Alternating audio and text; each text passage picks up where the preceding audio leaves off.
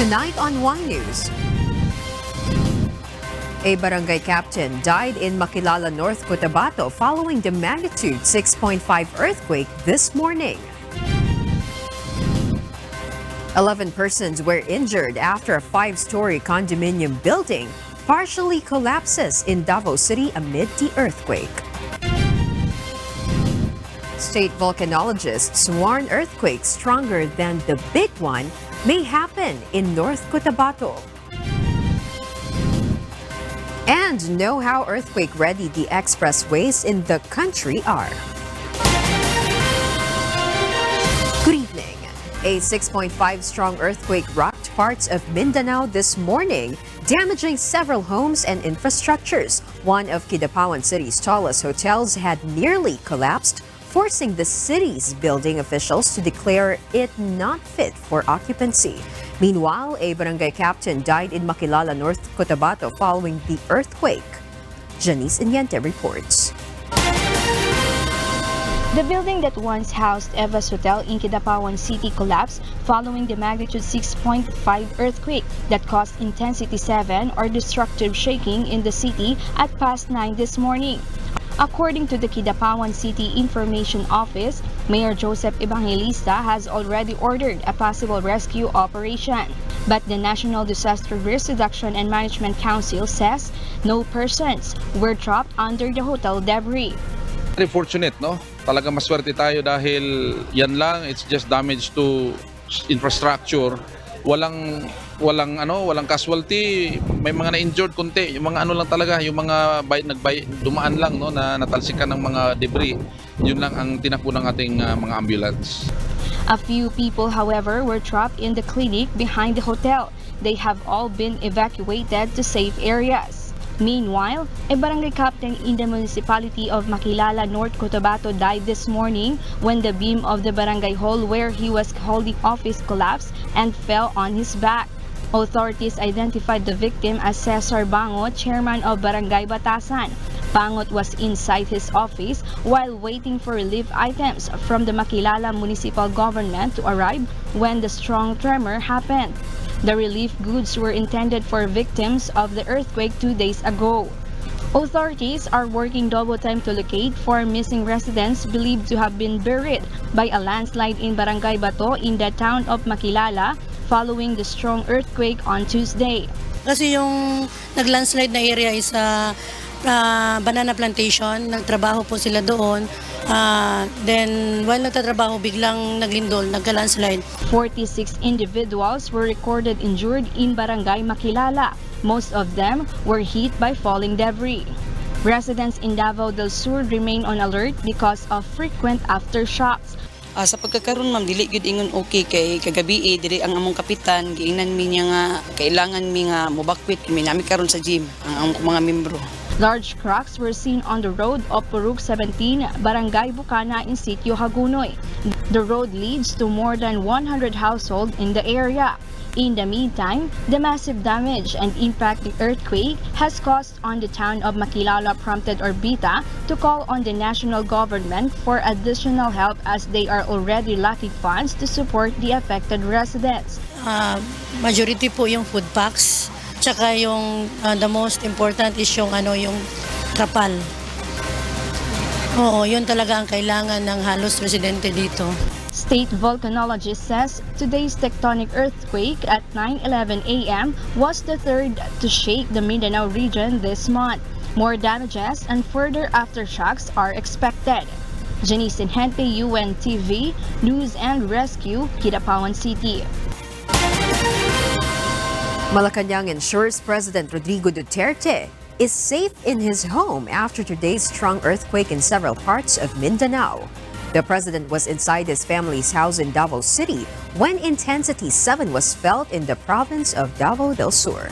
From Davao City, Marisol Montaño will tell us why live. Yes, Marisol? Good evening, Alex. President Rodrigo Duterte is safe after another strong earthquake rocked parts of Mindanao this morning. Presidential spokesperson Salvador Panelo said the president was inside his residence in his hometown in Davao City when the magnitude 6.5 quake struck Tulunan town in Cotabato. It was the third powerful earthquake that hit the same area in a month. Photos shared by Senator Bongo show that Duterte's house sustained cracks on the walls and ceiling. Panelo said the president is closely monitoring the developments in Mindanao and considers a top concern all situations arising from natural disaster that have caused widespread destruction to lives and property. He also assured that the government, through the National Disaster Risk Reduction and Management Council and the Civil Defense, is on top of the situation in light of the tremors that hit areas in Mindanao anew. Meanwhile, President Duterte visited the tomb of his parents today before he leaves for Thailand tomorrow to attend the 35th ASEAN Summit. Back to you, Alex. Thank you, Marisol Montaño, reporting live from Davao City. The Davao City government assures the entire city is safe following this morning's earthquake. Meanwhile, 11 people were injured after a condominium building in the city partially collapses. Hazel Ferzas will tell us why live. At past 9 this morning, some portions of Ecoland 4000, a 5-story condominium building in Davao City, collapsed. This was after a 6.5 magnitude earthquake rocked parts of Mindanao. Search and rescue operations were immediately launched by Davao Central 911. The building had 56 rooms but only 15 were occupied when the ground shook. The Davao City Police Office records 11 people who suffered injuries when the building collapsed. They were brought to Southern Philippines Medical Center. 8 individuals were saved without injury. Last Tuesday, the City Disaster Risk Reduction and Management Office, or CDRRMO, asked the building occupants to evacuate because of cracks found on the structure. The building management had implemented forced evacuation, but some occupants failed to evacuate.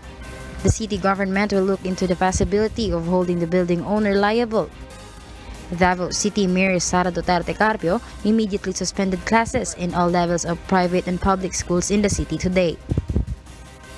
Rice, canned goods, and noodles usually ang sulod sa ato ang grocery pa. Mayor Duterte Carpio says the city government will regulate the heights of buildings and structures to be constructed in the city. Requiring the limitation of building heights in certain areas depending on the area nila sa zoning ordinance natin. So ongoing po yan, and we really need that ordinance not just for disasters but also para sa urban planning natin because of foot and traffic congestion.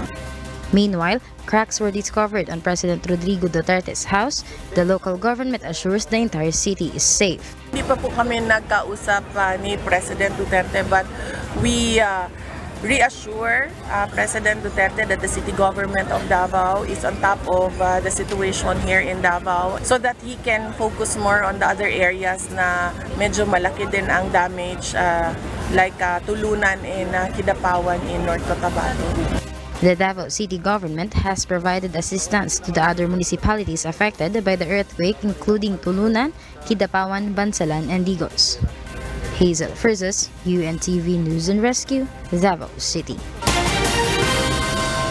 The death toll in the magnitude 6.5 earthquake has yet to be confirmed by the National Disaster Risk Reduction and Management Council. The NDRRMC says it is giving local units the time to prioritize search and rescue operations. Arlene Delgado will tell us why. The number of fatalities in the magnitude 6.5 earthquake that struck North Cotabato at 9 o'clock in the morning today has reached 5. This was according to the Provincial Disaster Risk Reduction and Management Office, or PDRRMO, of Cotabato.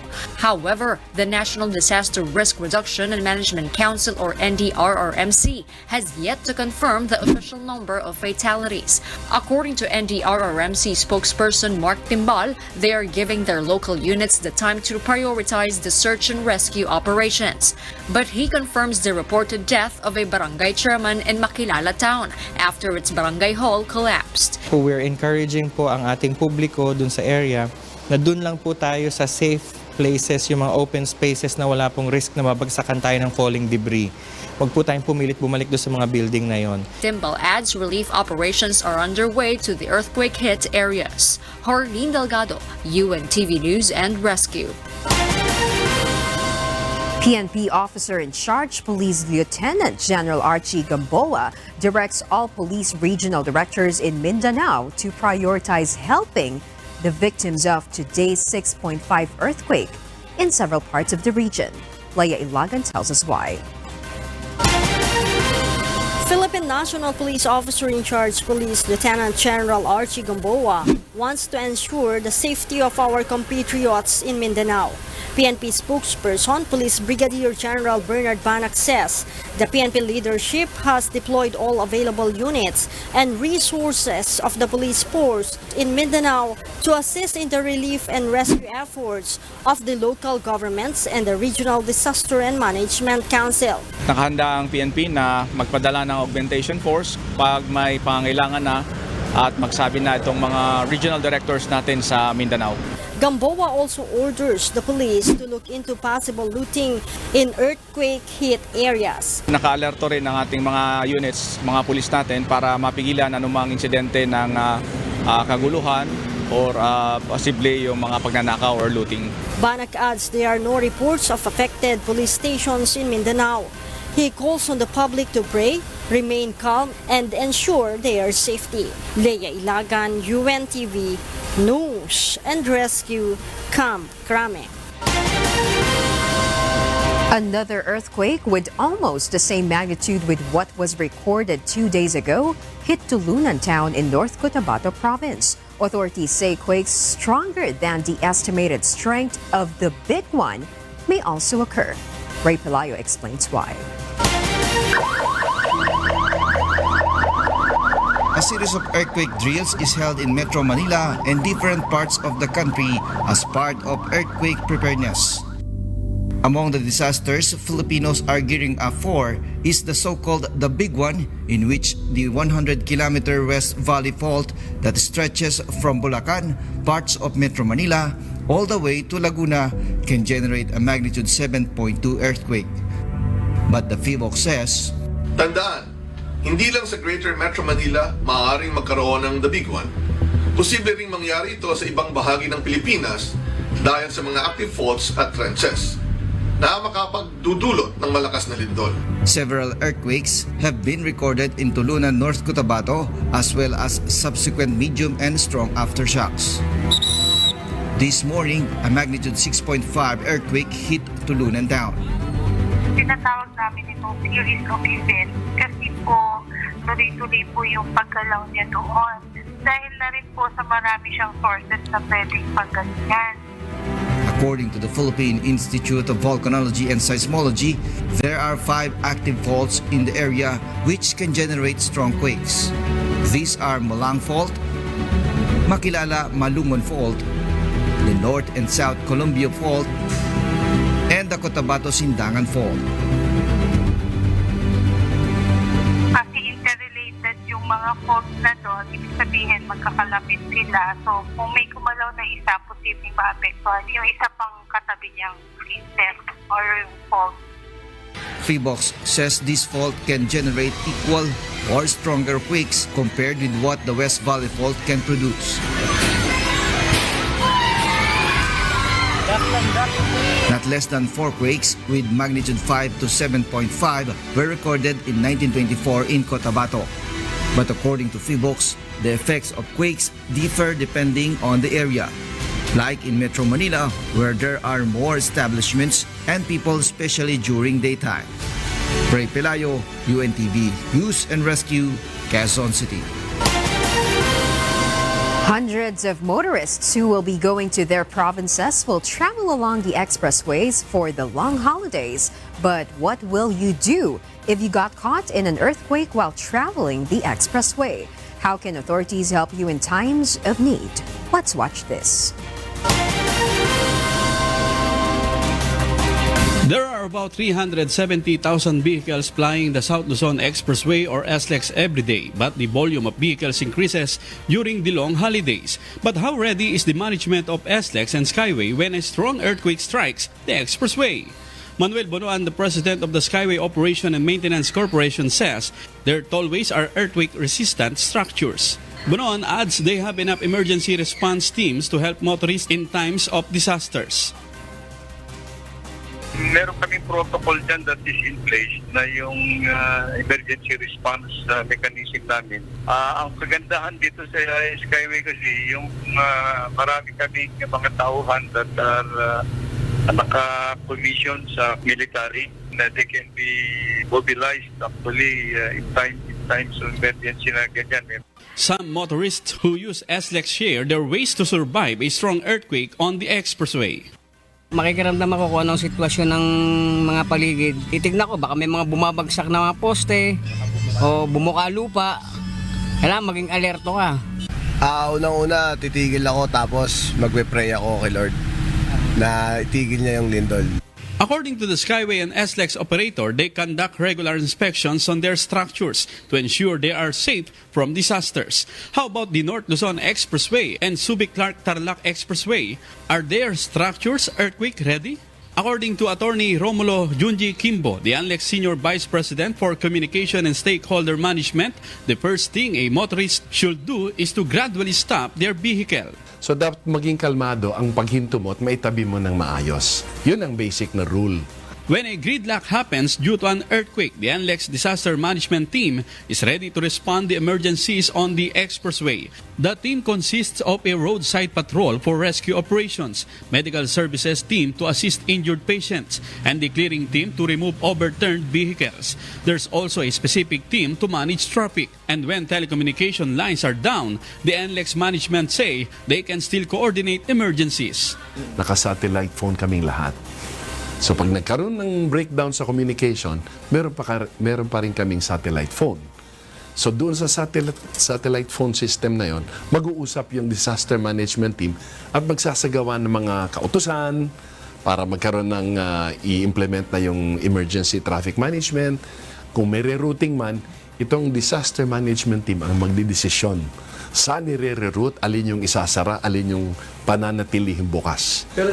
According to the ANLEX management, there is no fault line where ANLEX and SETEX lie. However, when a magnitude 6.1 earthquake struck parts of Luzon last April, some of their bridges were damaged. Nagkaroon tayo ng mga minor na pinsala, minor pavement cracks ang tawag natin.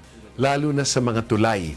Sa Porac, yung Pasig Potrero Bridge, yung Babo Pangulo, yung Planas at saka yung Porac Bridge. Sa Pampanga naman, doon sa Kaulaman at saka sa Gumain Bridge in Florida Blanca. So yung aming solusyon doon, magsagawa kaagad ng repair. The ANLEX and SETEX management assured their personnel continuously conduct emergency, fire and earthquake drills to prepare motorists for when a disaster strikes. Sherwin Kulubong, UNTV News and Rescue, Laguna. Welcome back to Y News. We pick up to where Alex Baltasar left off. I am William Theo, and here are the headlines. Airport authorities implement tighter security amid holiday exodus. Bulk of people to visit public cemeteries expected tomorrow. A Filipino fishing boat that was hit by a Chinese vessel in Recto Bank 4 months ago will sail again in November. And a 44-year-old barber in Bustos, Bulacan died from meningococcemia. Good evening. The Manila International Airport Authority implements stricter security measures amid the holiday exodus. Security condition number 2 was raised in the airport. Mai Bermudez is in Pasay City to tell us why live. Yes, Mai, good evening. Well, the night is still young, but it becomes calmer for travelers and airport personnel here at the Ninoy Aquino International Airport Terminal 3 today. Estimates show that more than 130,000 passengers flock all NAIA terminals This evening, we talked to several passengers earlier. Wendell and his family says that they are heading to Hong Kong this long weekend. He says NAIA's service is almost at par with airports abroad. To be fair, sa NAIA, okay naman siya. They are trying to level the system sa ibang bansa. Pero yun nga, mas angat pa rin yung ibang bansa. Thank you, sir. Riza was supposed to pick up her friend at the terminal, but she complained of congestion. Mahirap lang mag-park. Madami kasing tao. Data from MIAA showed the number of passengers flying to domestic destinations has slightly decreased compared to last year. But the number of travelers on international flights decreased or increased this year compared in 2018. Security condition number 2 was raised in the airport. Panibagong pinagpapatupad. Mahigpit ho, may mga random checks ho tayo ginagawa. May mga K9 na nakadeploy. May mga tao tayong mga kapulisan na nakadeploy sa ating paliparan. At hindi ko pwedeng discuss in detail yung mga iba pang mga panuntunan to make sure that we are all secure. As of now, no flight delays and cancellations have been announced by the terminal management. Back to you, Will. Thank you, Mai Bermudez, reporting live from NAIA, Pasay City. The PNP Aviation Security Group declares a full alert status. This despite no untoward incidents reported in airports across the country. Nina Armilio clarifies why. Despite the influx of passengers in domestic and international airports across the country, the Philippine National Police Aviation Security Group reports no untoward incidents. PNP AVSA Group Director, Police Brigadier General Arnel Escobar says it remains peaceful and order is in place in airports nationwide. But the PNP AVSA Group declares a full alert status. Mayroon kaming operational control and supervision sa lahat ng security forces pagdating sa loob ng mga airports, sa terminals. Kaya lang, ang amin is we are more on the external security because we are trying to prevent yung mga acts of terrorism. Escobar reminds the public not to wear expensive pieces of jewelry when traveling and not to bring expensive gadgets because those attract criminals. Travel light to avoid hassle. Do not accept any package or baggage from strangers. Do not leave your luggage unattended. Avoid bringing prohibited items like ammunition, bladed weapons, flammable items, and chemicals. Escobar says the public must remain vigilant and alert in any situation. And then, of course, be observant. Baka may mga mga magtitik advantage sa mga magnanakaw, mga salisi or ano na. He adds, any suspicious persons and objects observed in their areas may be reported to police right away. Nina Armilio, UNTV News and Rescue, Philippines. Meanwhile, the bulk of people to visit the Loyola Memorial Park is expected beginning tomorrow. The public is reminded smoking and bringing of alcoholic beverages are prohibited inside the cemetery premises. Vincent Arboleda will tell us why. The situation in Loyola Memorial Park in Paranaque City remains peaceful as of today. Authorities and rescuers are on standby and ready in their respective posts. According to Loyola Memorial Park Administration, they are expecting the bulk of people who will visit the cemetery tomorrow. From November 1 up to 2, we expect siguro mga 10,000 to 15 a day. A day, oo. Paano pag hindi nila mahanap yung mga kasama, nakalimutan nila kung saan nakalocate yung area? Pwede sila mag-drop by sa office. May pinoprovide kami na map. Highlighted kayo kung saan area yung location. The one entrance, one exit policy is also implemented in the area. This means that vehicles may only pass on the exit area on the other side of the park. Vehicle parking is on first-come, first-served basis. Should you need some help, approach police or military personnel at designated police and information desks. Standby rescuers and Bureau of Fire Protection personnel are also located at the entrance and at the back portion of the Loyola Memorial Park in case of emergency. There are 4 comfort rooms in designated areas. A quick reminder to the public, foods are allowed inside the cemetery premises, but entry of alcoholic beverages is prohibited, as well as playing cards, knives, lighter, firearms, and the like. As the cemetery is considered a public area, the law on no smoking in public places also applies at the Loyola Memorial Park. Vincent Arboleda, UNTV News and Rescue, Paranaque City.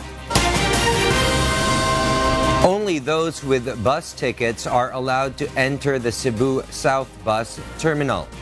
This policy now being implemented by the bus port management as more passengers continue to arrive. Gladys Tawabe explains why. The Cebu South Bus Terminal Management is implementing a no-ticket, no-entry policy to ensure that only passengers can enter the bus port. The policy aims to avoid bystanders as well as the entry of lawless elements in the terminal.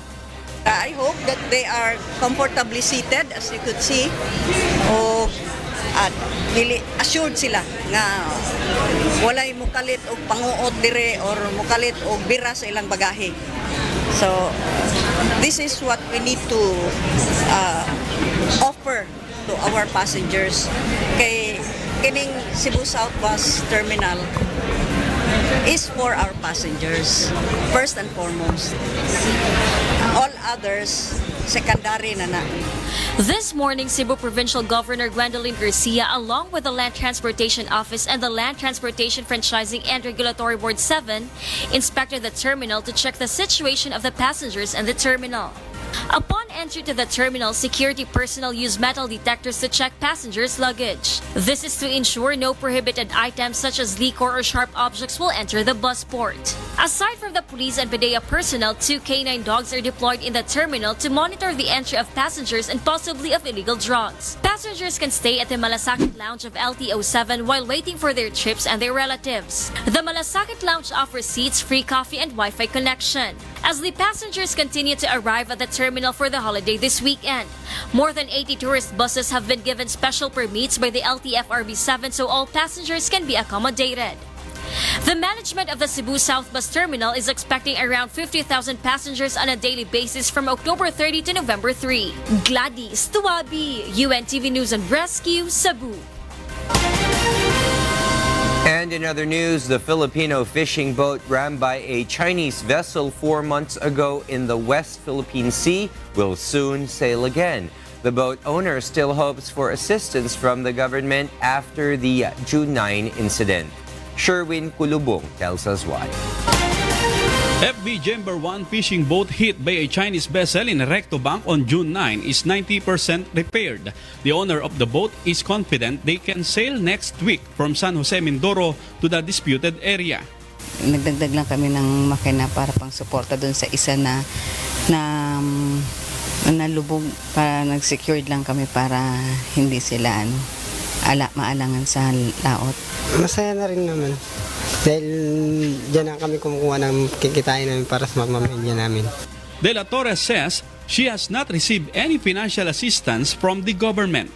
Sa loob ng 4 na buwan na wala pa. Pero kung sana kung meron pa talaga na kaming inaasang tulong galing sa kanila o sa gobyerno, tatanggapin pa rin po namin dahil po sa ngayon ay kulang pa talaga. Sherwin Kulubong, UNTV News and Rescue, Philippines. A pure beauty from Rizal, Liz Mabao, who won as Miss Scuba Philippines 2019, is heading for Malaysia for the pre-pageant of the Miss Scuba International 2019. She says inner beauty is the key to claiming the crown in this year's edition of the international pageant. Maribel Boral Cabling tells us why.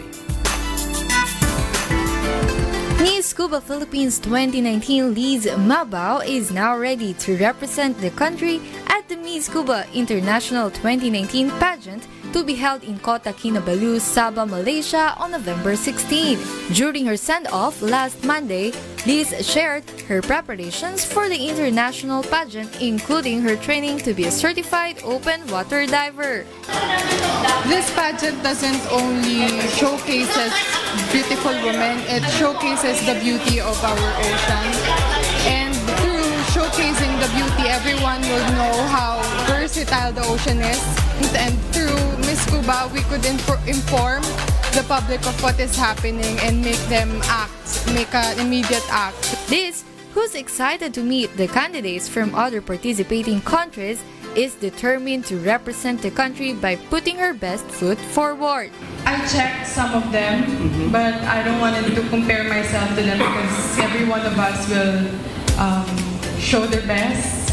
And it's really, the competition really is myself, how I'll be a better version of who am I before. Miss Cuba Philippines ambassadors also happily expressed their support for Liz. They're gonna be diving buddies at iuwi mo ang corona. And for all the types of advice, we're always here for you. Thank you.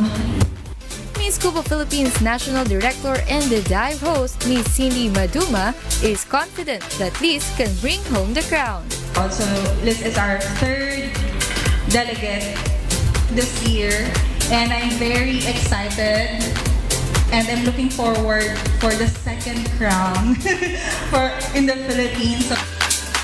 So sa tingin ko, at this very moment, I just tell her to show your passion. Kasi yung pinaka-importante. It's not something about you know everything, but something what is in your heart. Watch the inspirational diving adventure and road to the crown journey of Liz in the upcoming 5th season of The Dive, only on UNTV. Maribel Boral Capri, UNTV News and Rescue, Philippines. Welcome back to iNews. The Bureau of Customs takes pride of the improvements of their tracking system website. Through this, the public can track their parcel or balikbayan boxes with ease. Bernard Dadis tells us why. Excited to send or to receive parcels and balikbayan boxes, especially this holiday season. Good news! With Bureau of Customs parcel and balikbayan tracking system, you can now monitor your package online. Just type BOC Parcel Tracking System on your browser. Then type the tracking number of your package in a box on the screen of the website. Click the search button and you will now see the status of your parcel, like if it is cleared by the BOC or if it is ready for delivery. It will also help you confirm if you really have a package to avoid scammers. The system had been launched before, but it temporarily stopped for improvement. Of the improvements made is the customer feedback feature. Pag nagpa-follow up sila, wala silang means to follow up on their yung status ng mga parcels nila. So itong feedback mechanism na nilagay natin dito, this will be very useful not only for us to be able to get useful inputs from yung clients, users itong system, but also assess, evaluate yung performance ng system. Customs Commissioner Ray Guerrero assures they have credible staff that will entertain all queries regarding parcel and balikbayan boxes. Responsive sila kasi they are being monitored. Lahat ng mga operators natin that is handling itong balikbayan ng parcel tracking system na ito, dito nakikita naman yung status, di ba? Naka-timestamp yan. From our end, alam namin kung sino nag-handle niyan, kung sino dinaanan. The website is linked to the website of the Department of Trade and Industry or DTI.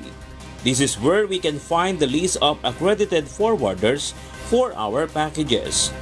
In the BOC Parcel and Balikbayan Tracking System's website's instructions portion, just click frequently asked questions, look for the folder or section of Balikbayan box, then click number 1 and you will see the link that will show the DTI's list of accredited forwarders.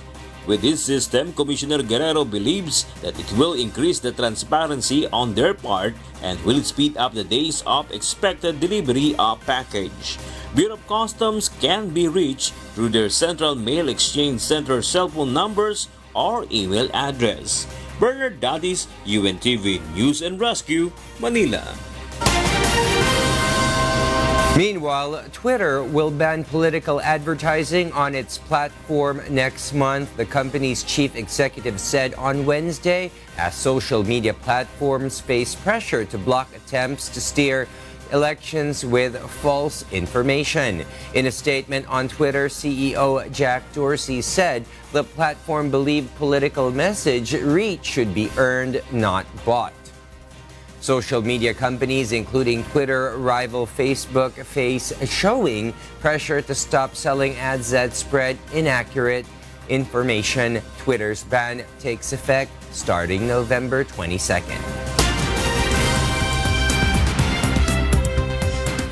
And for the news abroad, here's Kath Dumaraos reporting live from Bangkok, Thailand. Kath, good evening.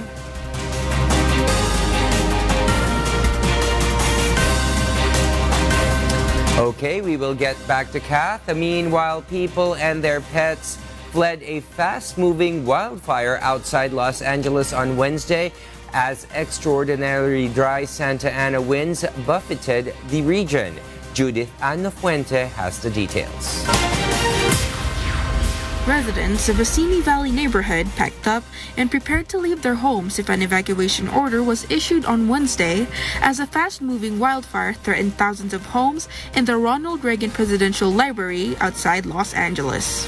The Easy Fire erupted in Ventura County's Simi Valley and prompted evacuations of an estimated 7,000 homes, affecting 26,000 people, as it quickly grew into the most consequential of several new blazes ignited around the region, capping weeks of wind-driven fire activity.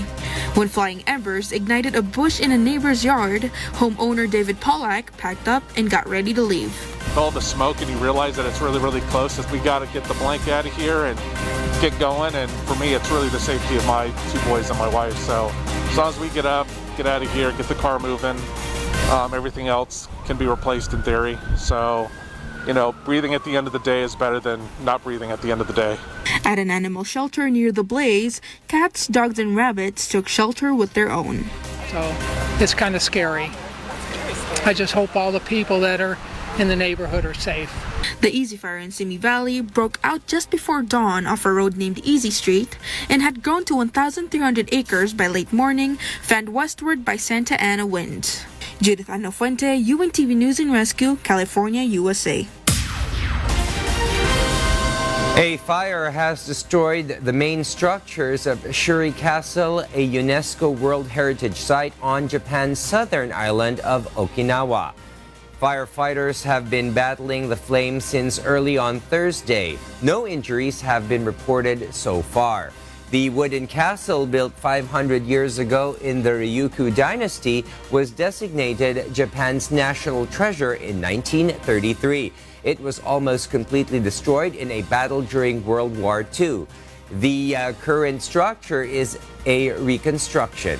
The main building, as well as the north and south structures of the castle, have burned to the ground. The U.S. military has published the first footage of the raid in northern Syria in which the leader of the Islamic State group was killed. Grainy video showed troops firing at militants on the ground as they flew towards the compound where Abu Bakr al-Baghdadi was hiding before they moved in on the ground.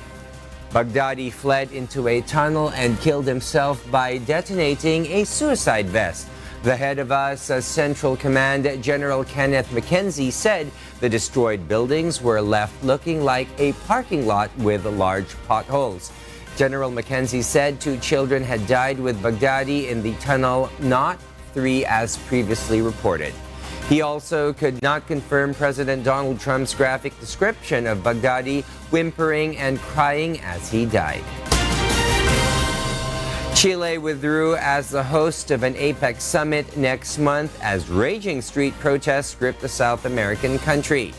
The abrupt move plunged the Asia-Pacific Economic Cooperation meeting into disarray, with participating countries caught off guard and no alternative venue lined up. Beverly Saison details why. Chilean President Sebastián Piñera, fighting for his political survival, said he had taken the painful decision to cancel the summit, as well as the high-profile COP25 international gathering on climate change in December, to focus on restoring law and order and pushing through a new social plan. Sentimos y lamentamos profundamente. We deeply lament the problems and the inconveniences that this decision will have on APEC as well as for the COP25. As president of all Chileans, I have to always put the problems and interests of Chileans, their necessities and their hopes first. The APEC summit was scheduled to bring together 20 world leaders on November 16 to 17. U.S. President Donald Trump and his Chinese counterpart Xi Jinping had been due to sign an interim agreement to end the 15-month-old trade war. The cancellation might deny the two leaders a chance to meet on neutral soil soon, but the Trump administration said it still expects to sign the deal with China next month. A White House official said that Chile's cancellation of the trade summit had caught the administration by surprise. Violent riots have left large parts of Santiago shut down, with metro transport system suffering nearly $400 million in damage. A total 7,000 people have been arrested, and Chilean businesses hit with losses of around $1.4 billion.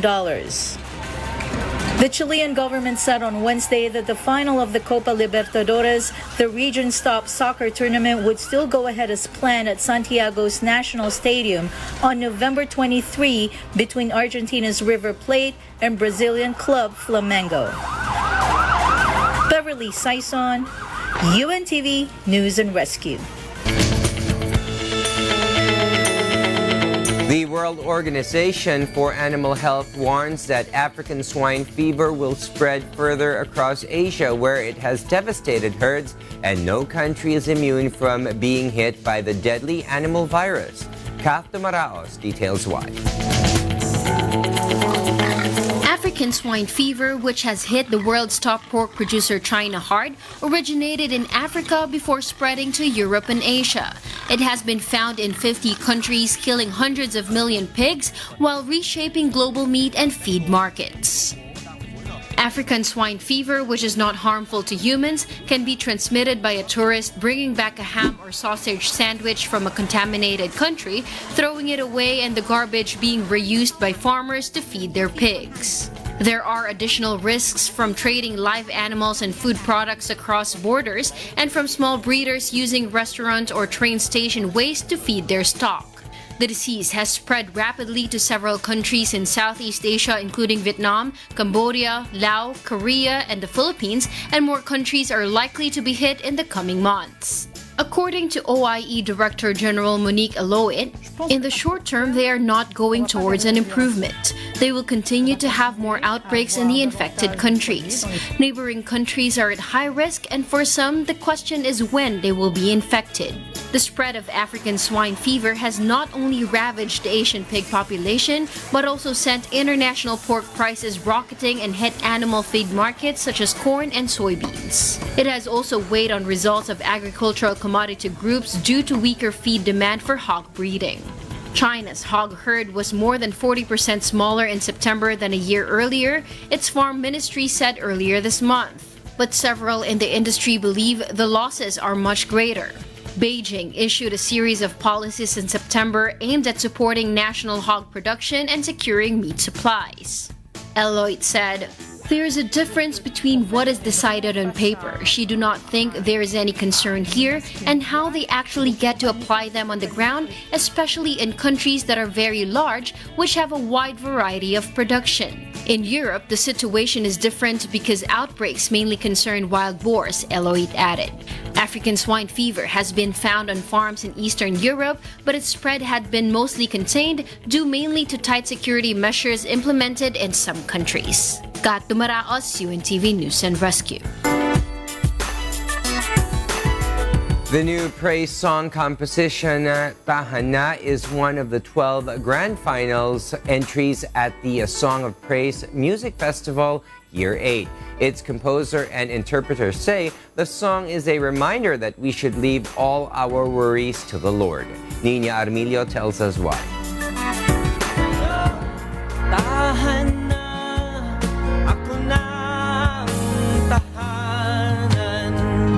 27-year-old Rins Ruiz used his talent in art as a graphic artist to manifest faith and hope in the lyrics of his praise song composition, Tahana. Because of his desire to inspire a friend, Rins was able to write the letters of the song, which he says is about relieving troubles and doubts in life, which can be truly done only by God. Itong kantang to, nagiging comfort ko din to pag naririnig na merong Diyos na tahanan natin at tatahan sa atin. According to singer-songwriter Vance, the interpreter of Tahana, through the song, he has learned to trust in the Lord more. Para sa akin naman, huwag mong ipagdamot yung panahon na kailangan mong umiyak. Pangalawa, kung iiyak ka lang rin, iyak mo na kay Lord. At siya na ang bahala sa iyo. The ASOP judges were amazed by the melody and lyrics of Tahana, which won as the October Song of the Month. It is so poetic. It is so full of depth and context. The songwriter is the spokesperson of God. Yung point of view niya is he's speaking in behalf of God. To know more about Rince and Vance's music and to vote for Tahana, just log on to www.asoptv.com/poll. Powerview its music video on youtube.com/asoptv or on asoptv.com. Listen to all the 12 song entries at the Grand Finals night at the New Frontier Theater at Araneta City on November 10, 7 p.m.